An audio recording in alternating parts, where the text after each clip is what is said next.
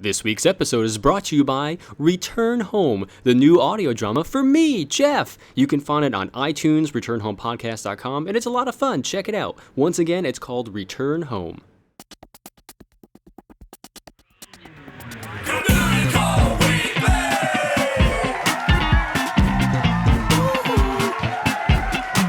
Communicore Weekly. Come on and get geeky. We bob around boats and five-legged goats. Communicore Weekly. You might catch a freaking.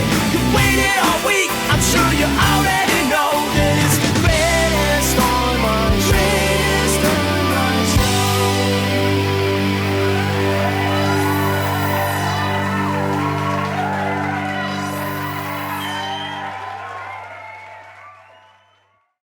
Hello and welcome to Communicore Weekly, the greatest online show and home of the world's first pair of independently born identical twins. I'm George. And I'm Jeff. And I know today we're going to go out of our comfort zone a little bit and talk about something that relates to the sports. What? I know. It's not something we really know a lot about, but... Like bocce ball? Yeah. Winter You mean bocce ball, to be exact. Checkers, chess, stuff like that? Yeah, winter chess. Winter chess, okay, that makes a lot of sense. It's made out of ice, and you need to complete it before it melts. And It's also don't a summer lick the game, but chess- it's timed. Don't lick the chess pieces. Well, you get stuck to it then. Yeah, you get stuck to it. I mean, that's a problem. Unless you're If you've thirsty. ever watched The Christmas Story, Yeah, it's a little weird. and we know. Let's just talk about it. It's time for Disney History.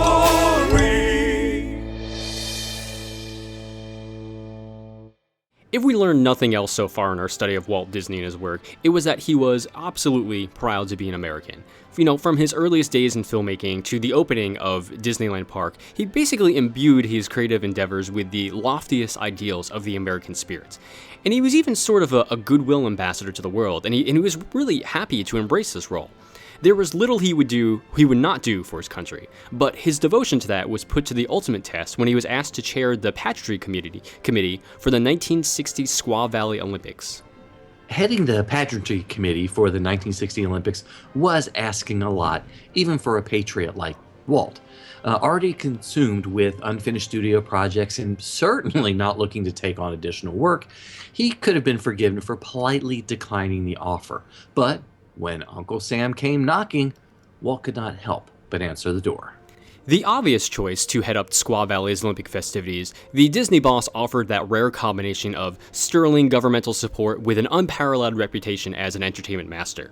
However, while undoubtedly the opportunity of a lifetime, the Squaw Valley possessed some kind of unique problems. Chief among them was that Squaw Valley itself was a little more than a ski lodge when it won the rights to the 1960 Olympics. The promise that it could recreate itself into a resort area, able to accommodate 1,000 athletes and countless more spectators, was as yet unfilled. To make matters even dicier, the organizing committee could not offer Walt much in the way of time or money. How could he ever hope to create a spectacle worthy of America and the Disney name under such conditions? It proved fortuitous that the organizing committee approached Walt at a time when his interest in alpine life was at an all-time high. So, Walt Disney Productions had just completed filming Third Man on the Mountain in Switzerland, and Walt was basically entranced by the country. And luckily for the Squaw Valley organizers, this was also not the first time that the studio assisted the Olympics. When the Summer Olympics were held in Los Angeles in 1932, Walt provided Mickey Mouse shorts for the nighttime entertainment of the visiting athletes. 1960, though, would be a whole new challenge. So wait a minute, he gave all the athletes shorts to wear? Yeah, Mickey Mouse shorts, branded. Oh, that's fantastic. Nailed it, right? Okay. You got it. So Walt would wield a heavy hand in the success or failure of the first Olympics on American soil in nearly 30 years. If his expertise was needed to put his country's best foot forward on the world stage, then Walt could not refuse. And even though less than a year remained before the 8th Winter Olympics were to commence on February 18, 1960, Walt jumped in with both feet. And it didn't take him long to realize just how little money had been earmarked for the pageantry committee. Prentice Hale and some members of the organizing committee talked me into becoming pageantry chairman. I made the mistake of not even asking if I had a budget, which Walt was quoted as saying. He would eventually get about, $300,000 for his committee, but even that wasn't going to be enough to pull it off. Not until he drafted some of his top studio talent did Walt feel he'd be able to actually pull it off and make something great. Chairing the Olympic Pageantry Committee was an immense responsibility for anyone, let alone a man as busy as Walt Disney. And although the opening ceremonies garnered the lion's share of the attention, that was just the tip of the iceberg. The daily medal ceremonies, off-hours entertainment at Olympic Village, the closing ceremonies, theming and decor, and much more all fell under Walt's purview. But in his mind, the Pageantry Committee had one responsibility above all others. Quote, "Nothing is more important than creating lasting goodwill among our visitors, and we shall do everything we can to make their stay a happy one." End quote, he said. So creating lasting international goodwill was really easier said than done, and that's where the Disney talent came in. From the Walt Disney Studios came such visionaries as Tommy Walker, the unseen hand from behind Disneyland's many parades and firework displays, art director and Imagineering legend John Hench, and future president of Walt Disney Productions, Card Walker. And he even managed to recruit Art Linkletter to head up the committee's entertainment planning. Yeah, I bet when they were asked about snow, John Hench said he's got 37 different colors of snow. Probably, more than likely. More than likely. So Linkletter had teamed up with Walt on the live broadcast of Disneyland's opening day in 1955, and both men were hoping for a more successful partnership on this occasion. With such a strong Disney influence on the Pageantry Committee, it should come as no surprise that Walt took one very large cue from his Anaheim jewel. Much as Sleeping Beauty Castle rises at the center of Disneyland, so too must Squaw Valley have a centerpiece. It was decided that the Tower of Nations would fill this role, proudly standing guard at the center of all Olympic activity. So, surrounding the tower would be 30 flagpoles, with each flying a flag from one of the 30 participating nations. And as a side note, actually one of these majestic flagpoles now stands in front of the Walt Disney Elementary School in Marceline, Missouri. So, smaller decorative flags would adorn the tower's 80-foot tall frame. And the Tower of Nations was to be Walt's larger-than-life symbol of the worldwide fellowship that the Olympics stood for. But the tower would not be the only thing to see in Squaw Valley. Walt planned 32 large statues made of snow and ice to represent Olympic athletes competing in various events. 30 of the snow figures were to line the Avenue of the Athletes, while 2 larger icy sentinels would flank the Tower of Nations. The concept of creating such beautiful snow sculptures had been basically bouncing around in Walt's imagination from the moment he was recruited for this task. And one of his first moves as pageantry chairman was to dispatch John Hench to the Dartmouth Winter Carnival to research these wintry statues there. And proving that just one Winter Carnival is never enough, Hench also swung by a similar event in Quebec before returning to California. Walt envisioned these sculptures to be more than just eye-catching theming. They would serve as subtle tributes to the ancient Greek tradition of constructing statuary of its most honored Olympians. The committee would be tipping its cap to the Olympic homeland while still retaining a clever Squaw Valley twist. Paying for these snow statues, however, remained no small obstacle.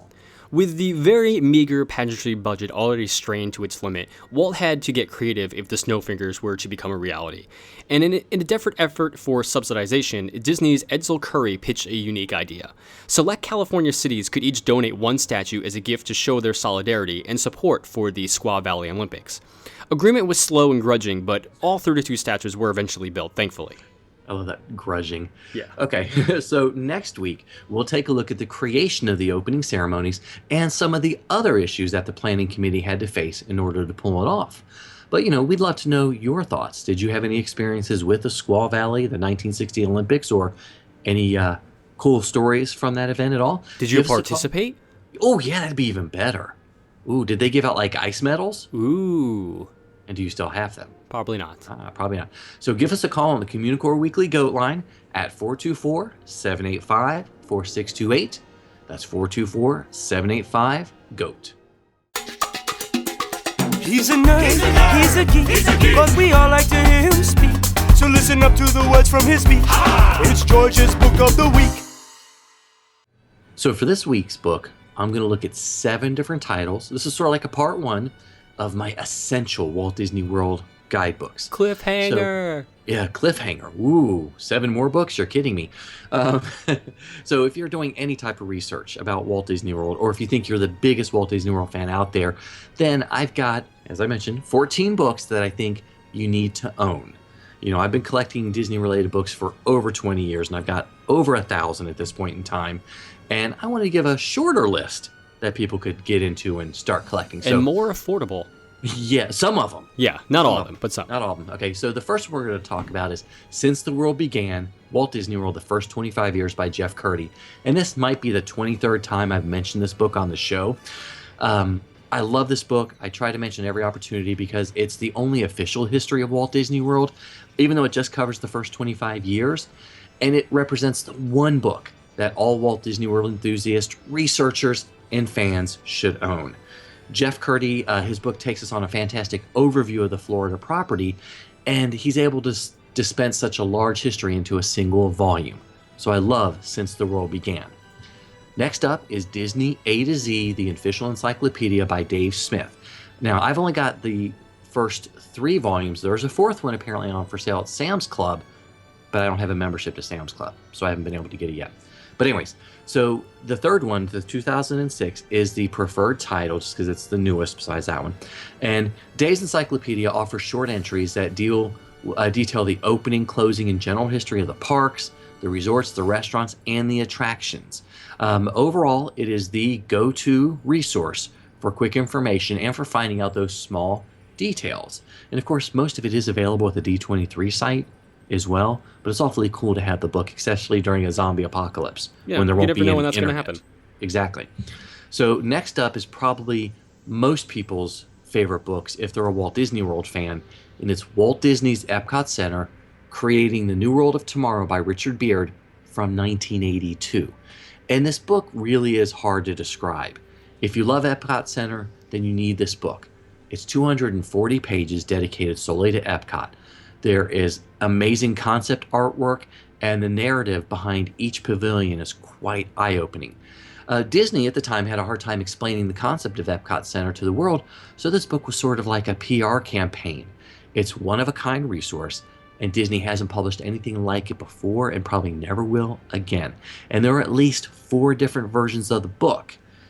2 of them are small and 2 of them are large, so make sure you get one of the bigger ones that's about 240 pages. It's well worth it. So next up is The Art of Walt Disney World by Bruce Gordon and Jeff Curdy, released in 2009. This one's pretty darn expensive now in the aftermarket. When it was released, not a lot of people bought the copy because it was theme park only. So if you got one, hold on to it. Basically, Jeff Curdy and Bruce Gordon pulled a lot of artwork from the Walt Disney Imagineering archives and showcased the entire resort from pre-opening up into the early 2000s. It's got some beautiful artwork. Some of you've seen online now, but at the time it was quite stunning. So next up is Walt Disney World Then, Now, and Forever by Bruce Gordon and Jeff Curdy, again. It's almost a follow-up to Since the World Began, but not quite. It's a general look at what makes Walt Disney World such a special place. So Curdy and Gordon, well known to Disney book fans, offer a look at Walt Disney World through the years, including sections on long-gone attractions and what replaced them. It really is a good addition to the collection, and it's geared more towards the casual fan, but it's still a great book. Next up is one of my favorite books that doesn't have a lot of pictures in it. That's all we'll say. It's Vinyl Leaves, Walt Disney World in America by Stephen Fellman from 1992. And basically, Fellman is a sociologist and wrote a treatise on Walt Disney World. He spent a lot of time doing in-park research, which we call going to the park, and he offers insight into how Disney looks at Americana and how American society reacts to Disney in a theme park setting. The book can be fairly dense, but what's really shining and what's the jewel of the title simply are the attraction walkthroughs from the author. He goes through almost everything at the Magic Kingdom and at Epcot, tells you about the queue, what to expect on the ride. It's pretty spectacular. It's also got a really great index and bibliography, but that's just for me. So the last book for this week is The Gardens of Walt Disney World Resort, a photographic tour of the themed gardens of the Magic Kingdom, Epcot Center, and other resort areas by Dee Hannaford from 1988. This book is probably one of my favorites. It's at least in the top 5 of all of my books. Before the days of digital film and the interweb, there wasn't a place that you could, spend months on end just looking at photographs of Disney parks. And this book offers stunning images of Walt Disney World pre-1988. Full page and larger images showcase the resort and what a vacation was like before the expansion of the Disney decade. Not a lot of historical information, but the photographs are amazing and show a lot of areas of the parks that are gone or have changed. I love this book. So there you have it. You've got 7 titles, which you'll be able to find again on Communicore Weekly if you want the full titles. And next week we'll look at 7 more. What we liked, what we didn't like, Yays and the Booze. 60-second review. So do we really need to review The Force Awakens on Blu-ray? I mean, come on. Best-selling film of all time. Best-selling? Best-selling? Is that a book? Most tickets ever sold? There we go. That's better. Yeah. Something like that. Okay. So the film, The Force Awakens, looks super gorgeous, sounds super spectacular. I guess I should have said Forcey gorgeous. Sure. Nah, never mind. So buy the Blu-ray. You're going to love it. You're going to watch it all the time. So let's talk about the other reasons to pick up the release. Aside from the film, I mean, yes, the course, extras. yeah. The extras. Yeah. They were all spectacular. I mean, yeah. let's start immediately with the feature-length documentary on the disc that covers the making of the film, and it is incredibly in-depth. And did I say amazing already? I'm going to say amazing again. Yeah, please do. It's amazing. It's called The Secrets of the Force Awakens: A Cinematic Journey. And I've got all the giant Blu-ray release they did a few years ago, and there's nothing like this on any of those. It's a documentary, as Jeff mentioned, and it's wonderful on so many levels. There were interviews with the cast and the filmmakers, special effects. They even go into some of the story work that they did, which is usually pretty unheard of. And it's one of the most satisfying documentaries I've ever seen included with a film. And I don't mean satisfying in any way. I mean, it was great. I mean, it's probably one of the most satisfying documentaries ever, in my opinion. Yeah. I mean, on several of it, it's kind of like the standard fluff piece, but it really does show the fantastic, behind-the-scenes process of making the film and how they pulled it off. And it's basically stuff that I love. I devour this stuff. I'd watch it over and over again. And, throughout that entire documentary, there's some cool little tidbits here and there. What I really liked was, Daisy Ridley's original audition and how, intense it was. Yeah. And John Boyega's 8 auditions that they made him go through before they cast him. So it was cool little tidbits that were thrown in there. And he's got a funny accent. He does. He ain't American at all. It's well known that Mr. J.J. Abrams really prefers shooting on actual sets. And the documentary showcases how well that works. There were parts where, you've got a physical set, then it goes up into a green screen. I couldn't tell. In this film, magic. It looked that good. It was magic. So I did kind of chuckle that there seemed to be a few subtle jabs at the all-digital productions, like maybe episodes 1 through 3. I don't know. Maybe not.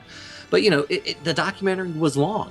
That's not bad at all. It's what you wanted. You could sink your teeth into it. You could enjoy it. And fans are really going to enjoy this in-depth look at the film. Definitely. Yeah.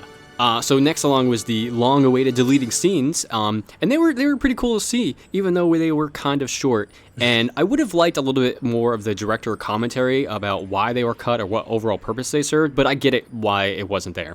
But it was still cool to see some of them, like the snowspeeder chase or Kylo Ren on the Falcon. I mean, that was pretty awesome. We've all saw that in the trailer, and it wasn't in the film, but everyone lost their collective minds. So exactly, it was cool to see it here. A buddy of mine saw Kylo Ren take his shirt off in the shower, and he said that Kylo Ren has an 8-pack, and that Kylo Ren was shredded.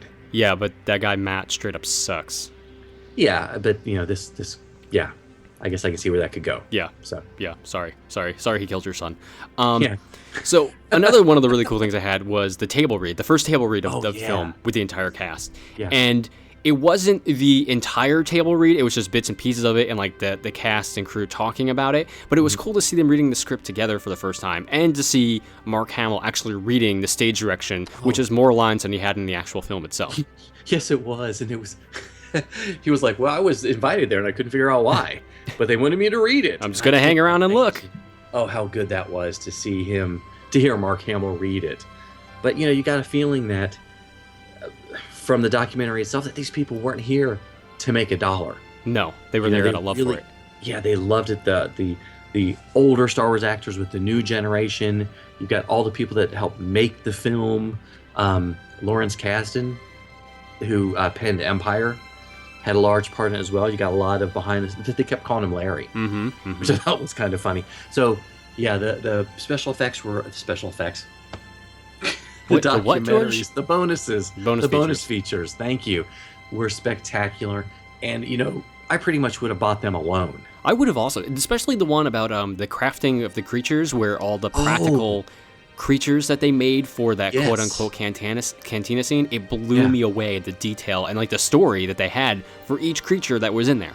Yeah, so that way Wikipedia doesn't have to create the storylines. Yeah, Wikipedia has them already for you to read. Now, I do admit the thing on making BB-8 kind of, that was almost a spoiler. A little bit. I would have liked to keep that magic going. Yeah, the magic that was going, but that's okay. So, but overall, the film looks gorgeous. It sounds gorgeous. It is gorgeous. Already see how this is going to have just as big of effect as A New Hope. I agree. It really is. It's taken a couple showings for it to sink in, but it's just got everything that you want in a Star Wars film. So, 1,000 thumbs up? At least 1,000. Okay, let's go buy it, guys and gals. Sometimes you might see it, sometimes you don't. Hey, look, what's that? It's a five-legged goat. Jock Lindsey's Hangar Bar is a treasure trove of five-legged goats, mostly dealing with Indiana Jones. But this week's goat looks at something from Raiders of the Lost Ark. So in the film, Indy goes to The Raven, which is a bar that is owned by Abner Ravenwood and run by his daughter, Marion. So Indy is looking for the headpiece to the Staff of Ra, which is now a medallion that Marion wears around her neck. So of course, after they use it to find the Ark, it kind of just sort of disappears from the narrative, and no one knows where it goes to. But you can actually find it here in the Lost and Found in the Hangar Bar, but it's by the bathrooms. So, I don't know, maybe grab it. Find the Ark. Who knows? Places to imagine, but it might be kind of hot. Yeah, that's right. Don't burn it onto your hand like a certain Nazi did. That's all we'll say. But hey, if you'd like a prize you can actually put your hands on. Oh my gosh. I don't even know how I feel about that one. Let me tell you about our Year of a Million or So limited time cadets weekly prize giveaway. Oh my gosh. So as we've been doing for over a year now, we've been giving a prize every week at the end of the show. Some are sponsored by the wonderful Teresa Corey at Fairy Godmother Travel. Mm-hmm. And this one is sponsored by Communicore Weekly. So this will be a Communicore Weekly prize pack. And Jeff, take it away. So this week's winner is Martha J. from Huntersville, North Carolina. Ooh. Hooray, Martha! Hey, nice. And if you're wondering, in case you've never heard, how you can enter this weekly prize drawing giveaway that we're giving, we're not giving away a drawing. We could give away a drawing. You could give away a drawing. Just have to email communicoreweekly@gmail.com with your name, address, and birthday so we can add you to the ever-growing list. Mm-hmm. We still got a few more months we're giving away prizes. Yay. 39? 38. Yeah, 38? Something like that. We're 38. not so good at the maths. I think it's 38. Yeah, gotcha. So we're at the exact opposite end now of the 38-week anniversary. Yes, we are. Wow. Oh, wow, that's weird. That is weird. That just came up like that. Okay, well, on that weird note... A weird bookended note. Yeah, anyway. So thank you guys so much for watching and listening to another episode of Communicore Weekly. However you get the show, whether you're watching it on YouTube or you're getting it from iTunes, leave us a comment, leave us a rating. We'd love to know what you think about the show. Yeah, we need some more 9-star ratings. Email us at communicoreweekly@gmail.com to enter the prize, or just say, "Sup, Kylo." Yeah, Sup, Kylo. That's a good one. Yeah. You can also like us on Facebook at facebook.com/Communicore Weekly. And follow us on Twitter, Instagram, and Periscope, because occasionally you can watch Jeff Heimbach play Dungeons and Dragons. Pretty much, yes. Occasionally. I am at Imaginerding on all those platforms, and he's at Jeff Heimbach. And of course, you can always give us a call on the Communicore Weekly Goat line at 424-785-4628. And go to our website, communicoreweekly.com, and click on the Communistore, where you can find awesome things like t-shirts and Communicore Weekly, the musical. Yeah, and if you want your official cadet membership card or Communicore Weekly stickers, send a self-addressed stamped envelope to Communicore Weekly, P.O. Box 432, Orange, California 92856. And if you'd like to find out how you can help support the greatest online show, visit patreon.com/Communicore Weekly. For Jeff Heimbuck, I'm George Taylor. And for George Taylor, I'm Jeff Heimbuck. Thanks so much for listening, guys and gals. We'll see you next time on Communicore Weekly, the greatest online show.